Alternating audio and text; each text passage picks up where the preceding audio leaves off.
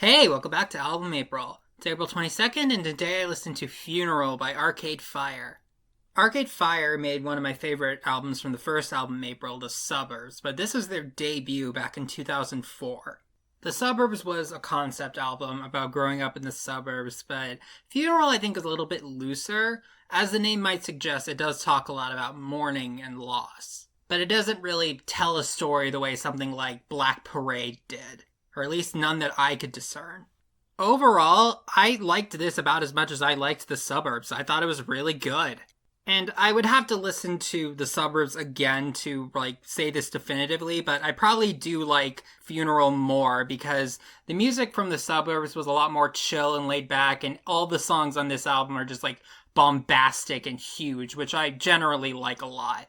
I'd say the biggest issue with Funeral is that it gets off to a bad start. Well, relatively bad. Just like Elephant from the White Stripes, for some reason in Funeral they put the two weakest songs, in my opinion at least, at the very beginning. I have no idea what the Neighborhood Quartet of songs is about, or why they're titled that way, or why it takes a break in the middle for another song just to go right back to it. I don't understand a lot of things about that set of songs, though I will say that parts 3 and 4 are a lot better than 1 and 2. However, it's the second half of the album where Funeral really shines. The last 5 songs of Funeral are great, with 2 in particular really standing out to me. The first is Wake Up, arguably Arcade Fire's most iconic song. It's big and loud in a way that reminds me of some of my favorite songs like Time to Pretend by MGMT or Run by Snow Patrol. But my favorite song from Funeral is actually the closing track, In the Back Seat. Aside from sounding great, one thing I really appreciate about this song is that most of the lyrics on this album are pretty opaque and difficult to decipher, but this one, it's pretty easy to pick up. In this song, the narrator talks about enjoying being in the back seat, not having any responsibility in deciding where people are going, just being able to be quiet and sleep. But then we get the chorus, which says, Alice died in the night, I've been learning to drive my whole life. When I first heard that, I was thinking, okay, Alice must be someone who's near and dear to the narrator, someone who had been driving most of the time up until then,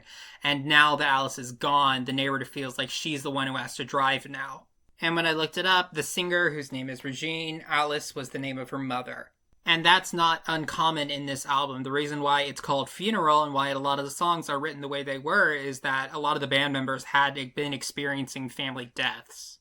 Just like in The Suburbs, there were a couple moments that were very strange just from a musical standpoint. I don't remember which song it was, but there was a song on this album where towards the end, the tempo suddenly changed in a very noticeable way.